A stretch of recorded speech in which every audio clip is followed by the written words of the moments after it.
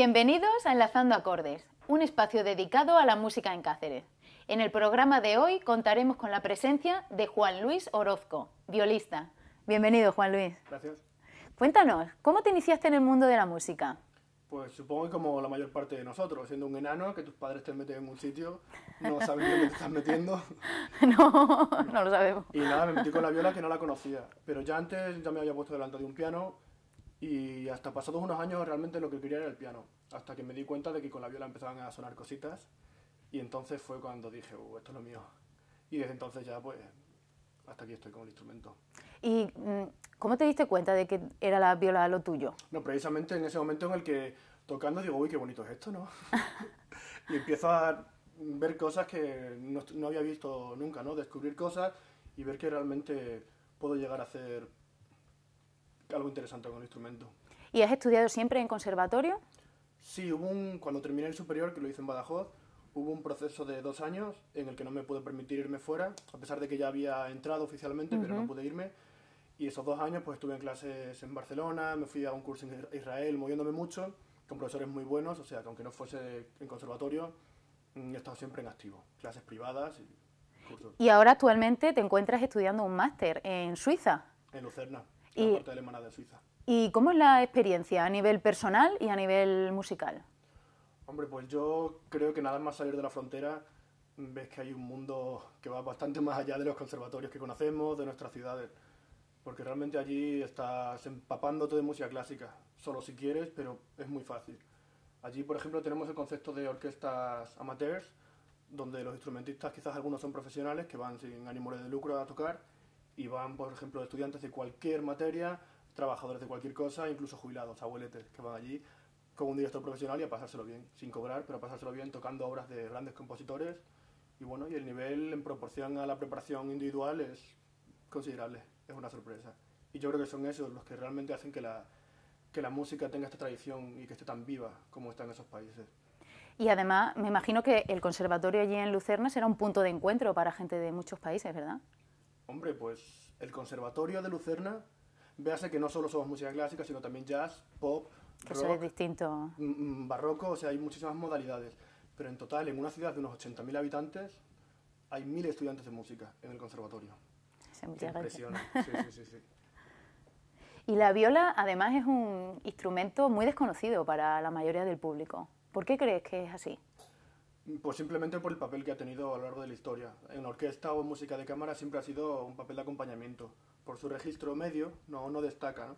Si tú oyes a una abuelita hablar por la calle muy agudo, pues te llama la atención. Si oyes a un señor con la voz muy grave, te llama la atención. Son el violín y el cello, que son instrumentos solistas. La viola ha tenido el papel de acompañamiento, marcando las armonías, y bueno, un papel muy interesante desde el punto de vista de los compositores, ya que estás tú aquí. Sí, por supuesto. Además tiene un papel fundamental porque ese apoyo armónico que tú mencionas es la base para que los demás puedan lucirse, ¿no? Por ejemplo, los grandes compositores, Bach, Mozart y Beethoven, creo que los tres les encantaba tocar la viola en orquesta porque es donde veían los cambios armónicos y lo que es las entrañas de la música, ¿no?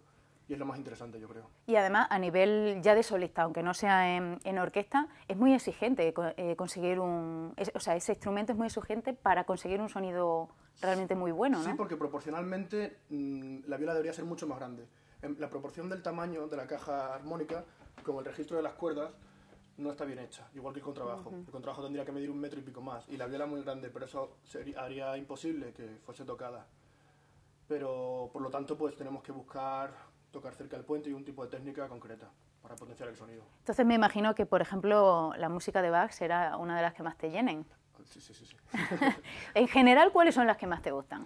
De todos los ámbitos. De todos los ámbitos. La música clásica, por supuesto, es a lo que me dedico, pero el metal, el heavy metal tiene una parte es una parte muy importante de mi vida, sin duda, a nivel personal e incluso profesional. Creo que puedes sacar muchas cosas de ese tipo de música. ¿Hay mucho en común entre la música clásica y el metal? Hay gente que dice que... Hay una canción de Barón Rojo que dice que si el gran Beethoven hoy si existiera, tocaría rock. Yo no lo creo, pero desde luego pues acudir a la música clásica siempre enriquece a cualquier estilo. Creo que es la cuna.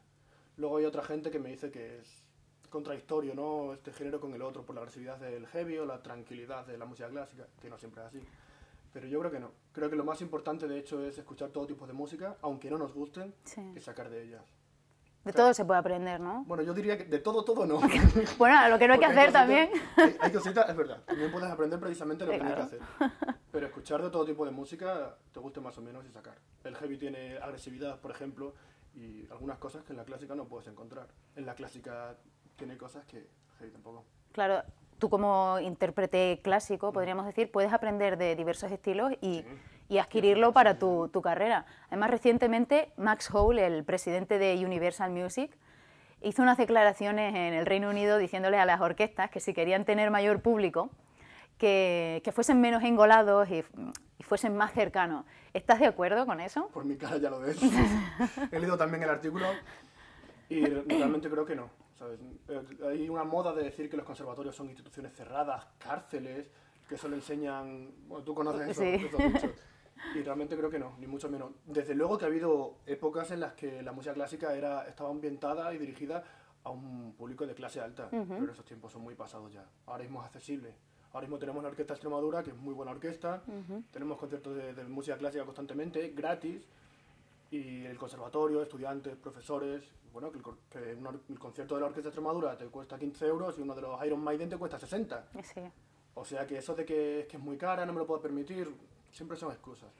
También es que creo que la música clásica requiere cierta implicación por parte del oyente y hay veces que da pereza involucrarse. Sí, es una escucha más activa, digamos, que en otros ámbitos. Puedes simplemente dejarlo como fondo de supermercado, lo que me parece a mí una aberración, o simplemente pararte, tomarte un café, una cerveza, lo que sea, y estar disfrutando. Además, precisamente, esta misma persona, Max Hole, decía que también el aspecto era importante, que teníamos que ser más cercanos y acercarnos más a la cultura pop para acercarnos. ¿Tú crees que es esencial para el músico del entorno clásico el aspecto físico para triunfar, por ejemplo? Es muy buena pregunta, pero por ejemplo yo creo que desde luego la estética, el aspecto físico siempre importa en cualquier gremio, absolutamente en todos. Hay compañeros heavy que me dicen que la música clásica es conservadora, porque tienes que llevar un frac en orquesta, porque tal, pero si yo llevo a un concierto de heavy, también quiero que el cantante lleve una ropa determinada. Claro. Pero en ese tipo de música, por ejemplo, quien destaca es el sujeto, este otro, y vas mirando. En un concierto de orquesta, los músicos forman un todo. Y entonces no podemos estar mirando, ay, mira ese con una camiseta rosa, está fuera de contexto. Ese con una de la Oreja de Van Gogh y otro de los Judas Priest. Pues no, o sea, realmente donde tenemos que destacar es como un todo, sin individualismo. Por supuesto, la estética es importante. Si yo voy a una audición para hacer unas pruebas para orquesta, yo no voy así. Pues voy con la chaqueta, mis zapatos y con la coleta siempre, y quizás hasta sin pendientes. Y hay gente que me critica por eso. Pero es que yo creo que donde hay que destacar no es por la estética, por mucho que hable a veces de nosotros, de nuestros gustos. En ese momento no tienes que llamarles la atención por eso, sino por lo que estás haciendo aquí. Además, en las pruebas de orquesta muchas veces se hace detrás de un telón, ¿no?, el interpretar las piezas. Esas son las buenas. Hay veces que por cosas un poco sospechosas no se hace, pero el protocolo es poner una cortina con el público a veces incluso, o el tribunal, el jurado. Y entonces pues no hay prejuicios, más que estéticos, yo creo que son físicos. Todos somos animales y lógicamente nos puede atraer un tipo de perfil sin darnos cuenta incluso. Pues muchísimas gracias por tus palabras. Además nos gustaría escucharte tocar. ¿Sería posible? Sí, claro. ¿Qué nos interpretarías hoy? Pues había pensado una obra de Kreisler, un importantísimo violinista de finales del siglo XIX y principios del XX, compositor también, austriaco.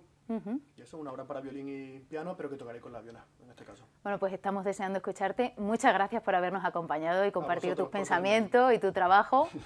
Gracias a vosotros. Y nosotros, bueno, pues nos despedimos hasta el próximo programa y les dejamos con la música de Kreisler, a cargo de Juan Luis Orozco y en compañía de la pianista Marta Díaz. Muchas gracias. Hasta la próxima.